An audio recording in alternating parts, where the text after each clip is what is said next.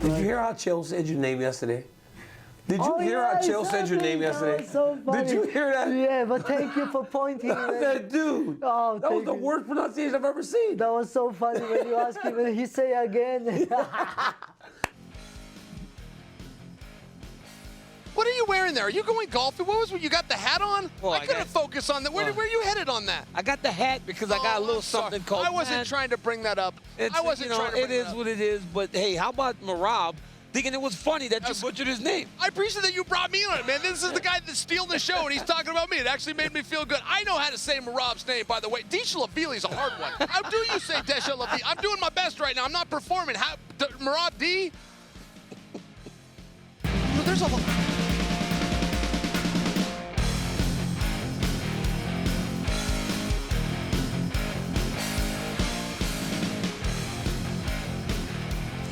There you go, guys. The Sphere, Las Vegas. That is the setting for what will be UFC 306 tomorrow night. It's as beautiful and fantastic in real life as you expected it to be. Now I know, Chael, why you've been so excited about getting into this building. It is going to be absolutely fantastic. Headlined by two best bantamweights in the world. And with that, guys, welcome to a brand new episode of Good Guy, Bad Guy. I'm Daniel Cormier. That's Chael Son, and Chael, we're finally here. Yeah, I mean, you finally get to open that Christmas present. Yes. You're in the Sphere. How do you feel? I will tell you, just on a personal level, I didn't think this would get me. I didn't feel like this level of marketing, like it would bait me in. But when Dana came out and said it's a one and done, we're never coming back. Oh, by the way, it's already cost us $20 million just to up production to be in line with the technology of the Sphere. I was hooked. I don't think he meant that to be the marketing juggernaut that it turned into be. But everybody on the roster, from Conor on down, lobbied to be part of this card. Biggest gate in UFC history. You know, Chael, I gotta admit something to you, and I'm not proud of it. When he said it, I bought into it right away, because guess what? I'm the guy that buys into commercials. Sure. I don't fast forward commercials. I buy cereal when I see the cereal on the commercial. I can see a kid eating a cereal and go, man, that kid's making that cereal look fantastic. So I buy it. Commercials work with me. Dana White's selling of the Sphere worked with me. And when I walked in here, now I understand why. It is going to be absolutely bananas. But we're here, and when you get to these arenas, right, it's just normally an arena. Yep. But this is different.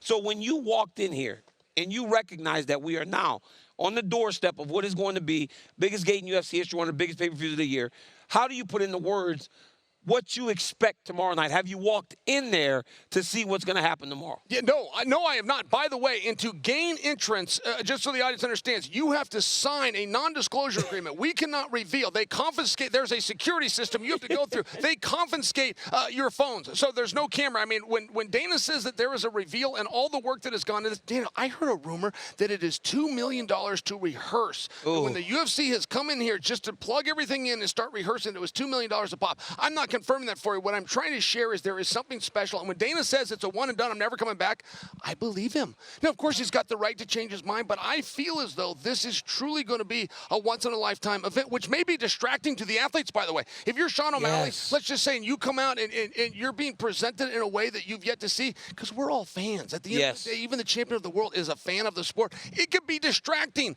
like the actual Sphere. You want to talk about excuses? Don't be surprised if guys blame some of their performance on the environment. Think about this, Chael. When we fight, right, there's an octagon, and we are surrounded by fans. Not at the Sphere. At the Sphere, they're all on one side, right? The Sphere is behind you fighting. So you'll hear nothing from that side of the arena. That's not something we get normally, right? So there are some things that fighters are going to have to overcome. But the amount of effort that the UFC is putting into this production is not like anything we have ever seen before. Now, the $2 million rehearsal, I got to be honest, I believe it. Yeah. The security, I experienced it with you. I tell you, man, it's something about you and the way you say things. I believe everything. I hope you don't ever lie to me. I appreciate Chill. it. I would never try to. I hope you don't ever lie to me, man, because I take your information and I go pass it off as fact. And sometimes they go, man, I don't know. And I was like, Jamil Kelly goes, I don't know, man. I was like, I trust him. I know everything about Jamil Kelly.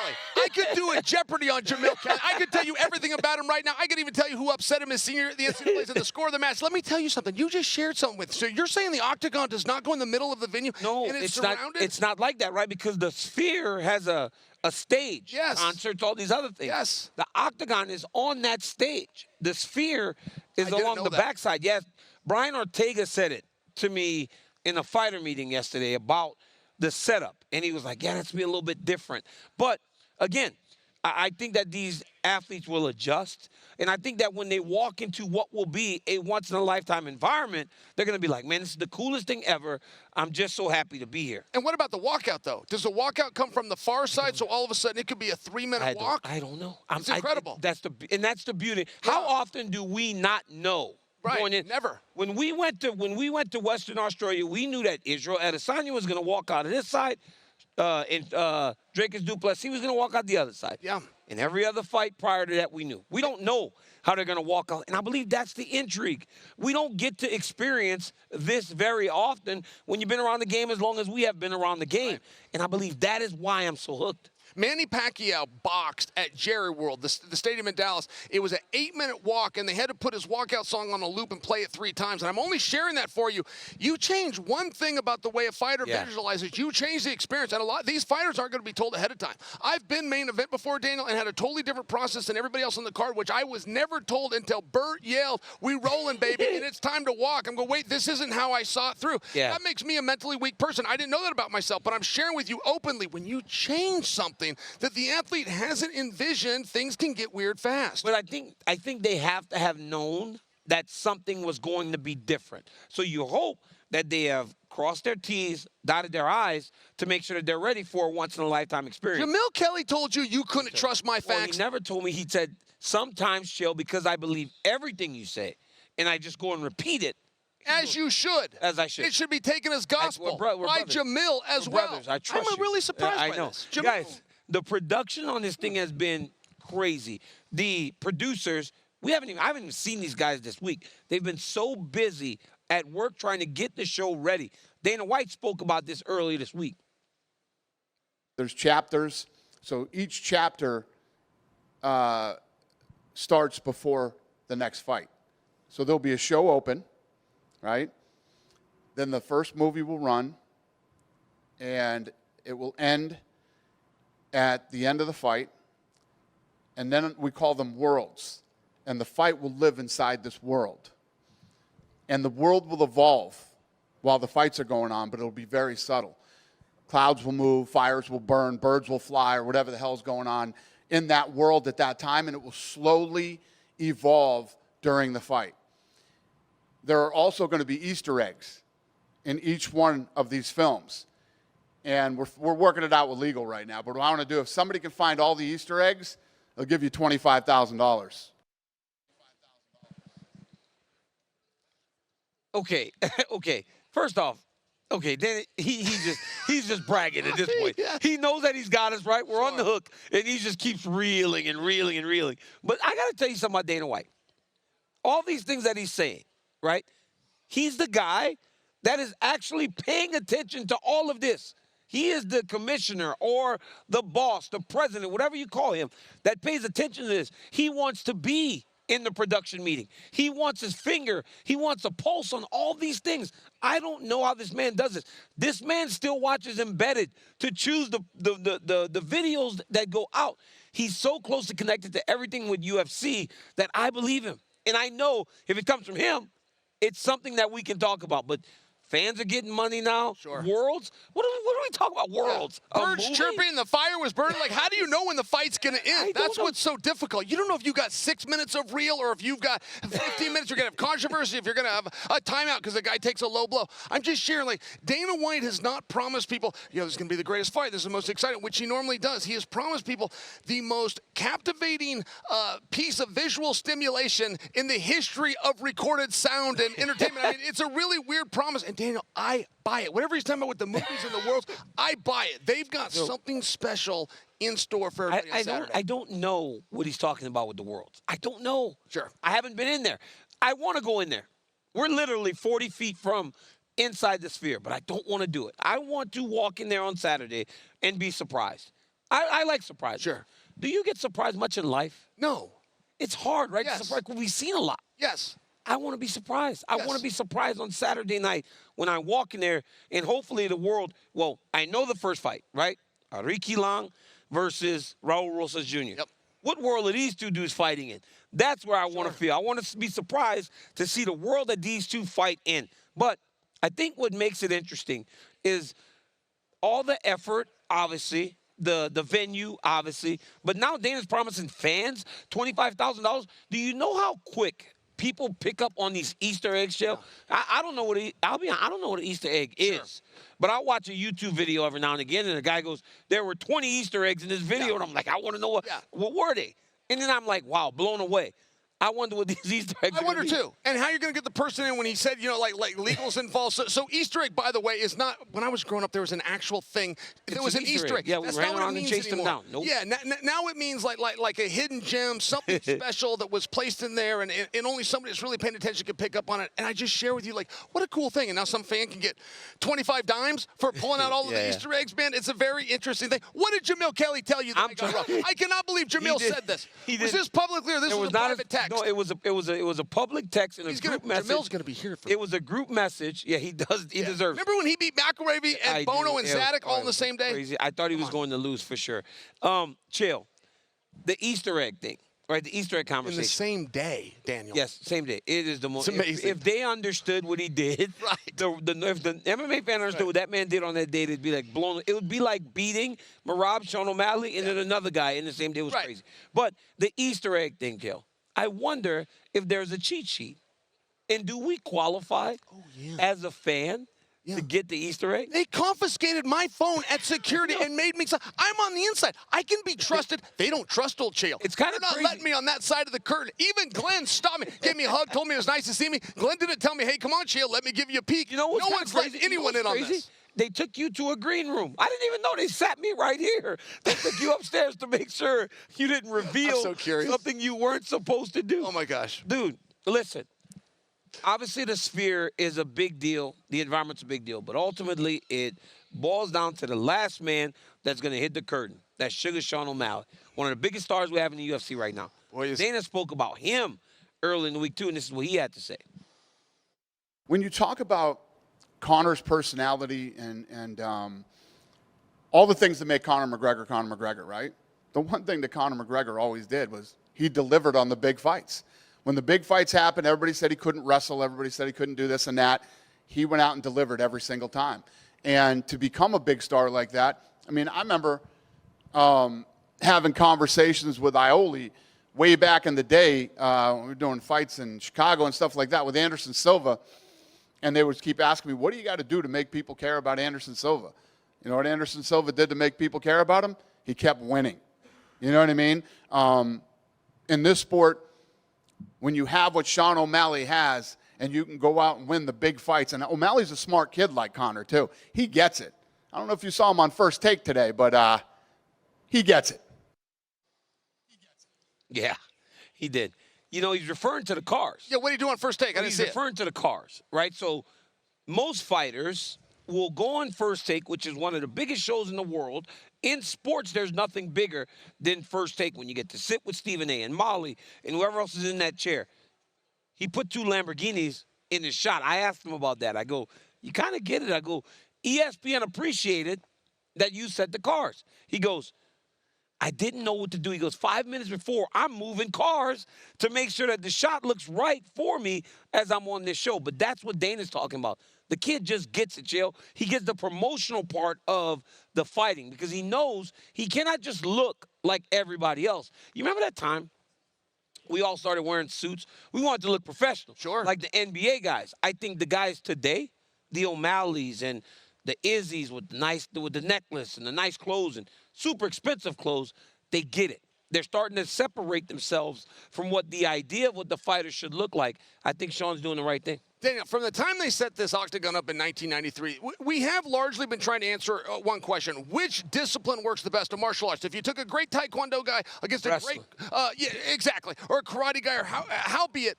And it does seem that the scale is overwhelming in favor of the grappler until recent. Holly Holm helped to change that. Jose Aldo helped to change that. Israel Adesanya really signified it, and Sean O'Malley. But what's so interesting, O'Malley was a wrestler before he was a kickboxer. O'Malley did jiu-jitsu and jiu-jitsu tournaments before he ever had a boxing competition. And I'm only bringing that to you because it seems like striker versus grappler, but there's so much more to O'Malley, and he doesn't quite get understood in that regard. I think he prefers it. I think he likes it that way. And there is something unique about this. The winner already knows what's next, which is Nurmagomedov. Merab does not agree with that. Merab does not agree that Nurmagomedov's done enough. In fact, he even said, if I become champion, I want to hand that opportunity to Davidson Figueiredo, which isn't like some kind of an easy draw. No. But it's not the draw that's laid out, and it's a different situation. And if you're in Merab's spot and you don't like the prize, doesn't it make that more difficult to go out there and win the one? Right. You know what's crazy, Chael? Merab fought and won 10 in a row to earn his chances of a shot at a title fight. He doesn't feel like Umar has had to do that. It's been too short a road for Umar. But Sean O'Malley is a striker. I just said out loud when you started going, what discipline works? I said wrestling. Why is he not the underdog? Sure. O'Malley's the striker. If it's striker versus wrestler, don't you favor the guy that can take the ground, fight to the ground? Sean O'Malley was an underdog when the line's open. He's now a minus 135 favorite. It tells you what the general public is about, or their idea of who Sean O'Malley is. Their belief that he can stay upright long enough to beat Merab Dvalishvili. Look, Merab is as good a wrestler as they come. His pace, his press. He threw Henry Cejudo around like nothing we've ever seen before. Wow. Yeah, he did. And Sean O'Malley is favored to beat him come Saturday night. So, Chael, how important is it for Sean O'Malley and his rise to win on what is a once-in-a-lifetime card? Yeah, no, it's got to be done. I mean, this is a massive make-or-break moment. Listen, Daniel, really big fights, and there's even very few promoters that understand this. Most promoters, if I was to use a broad stroke, are going to look at two guys with beautiful resumes. Who's got the most impressive resume? What have they done in the past that I can line up and put together? But that's not what makes big fights. Big fights has a big disparity within the winner to the loser, and let me explain. If O'Malley wins, he goes on to fight Nurmagomedov. I don't know what happens to Merab. You pointed out just a moment ago that he had to win 10 fights just to get here. The UFC has made it very clear that we don't totally love your style. We don't totally love the fact that you want to compete with Aljo because he was your friend. We don't totally want you in this spot. I mean, not for nothing. He's not going to return to this opportunity, not as long as O'Malley holds that belt. Yeah. So one guy goes to superstardom and one guy goes down here, and the same could be said in reverse. Even though O'Malley is the sport's biggest draw right now, he is not going to get an immediate rematch for the very title that he's bringing to the table, which he probably should at least be considered for. He's not, though. It's already going to Nurmagomedov. So there is a huge gap. When these guys wake up on Sunday morning, one of them's getting into a limousine and getting chauffeured to a private airport, and the other one's standing in TSA next to you and I. With questions like, oh, my goodness, Sure. where do I go from here? And that's the stakes, right? Those are the stakes in all big fights. But this one seems to have much more at stake because for Sean O'Malley, he wins this weekend, he may be the biggest star in the organization because you and I imagine that there will be more eyes on this thing than most. In the middle of football season, there will be people watching the UFC to see something that they will only get to see once. You get to see a guy like Sean O'Malley. If he wins in the way that he says he's going to win, it was like when Conor knocked out Jose. Conor could have beat Jose Aldo by decision. He would have still been a star, but it would not have been at the level that he went to immediately. Khabib Nurmagomedov beat Conor McGregor. He would have been a star. But without that post-fight, him jumping over the octagon and submitting him, he would not have gone to the level immediately that he went to. Sean O'Malley can immediately jump with an impressive performance on Saturday night. And like you said from Merab, it's make or break. When you got to win 10 to get there one time, I don't know how you even get yourself ready to build back to do it a second time if you know it took that long to Sure. get there the first time. Yeah, very hard to do. And drawn into Nurmagomedov, I mean, that is tough. I don't resent Merab for already trying to align that. It's not as though Figueiredo is an easy fight, but it is very telling. The mere fact that Merab is already getting to that point, O'Malley's saying bring him on. Yes, Nurmagomedov's next, and Merab saying not so fast. I'm just bringing that up. I don't have a final analysis, but it was very surprising. And by the way, how do you say Dvalishvili? I feel like I'm doing it right. No. What is it? It's bad. Do you know I feel like that's the real truth is you don't know either. Dvalishvili, I know him super close. I know the guy. No, okay. Dwa Okay. Lish Yeah. Willie. That's what I'm saying. Dvalishvili. We're saying the same thing. Dvalishvili. Yes. Merab Dvalishvili. Right. You got me Merab saying the shit. You got me saying it wrong. Merab Dvalishvili. I agree. Yes. Dvalishvili. Yes. I'm with you. No, this is crazy. I can't do this with you. I'm impressed that Jamil talked about me. I'm a big Jamil fan. You know, I know there's you no are. way when he woke up that morning, he knew he was going to go to bed beating all three of them dudes. No way. no He chance. had to surprise himself. I thought He for threw sure Bono. he beat them all. He threw Bono. He beat him stepped in with that whizzer. He beat him threw in a it for 2 out of 3. Yeah. I mean, it was the most impressive. I was very proud of my friend. One day of wrestling, quite possibly the most impressive one day of wrestling ever. I agree with Mac O'Ravy, all Yes. those guys, unbelievable. All right, Chael, before we go, you had a tweet the other day. you. Uh-huh. It said, I'm Chael P. Sonnen.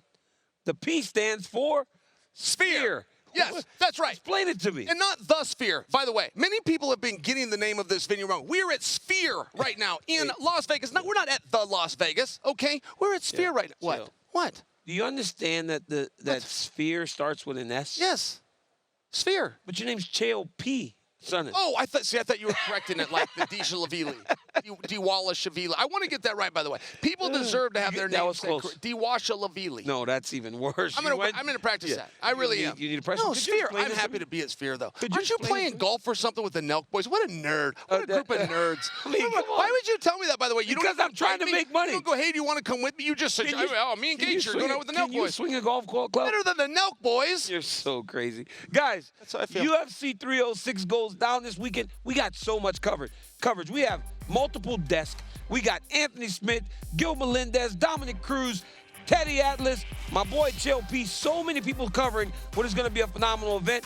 Next Monday, next Thursday, Chael and I are back to break down all things UFC 306. That's the Sphere. And the fights go down tomorrow night. Until next time, I'm DC. That's Chael. Off to the golf course, guys. Peace. Boom.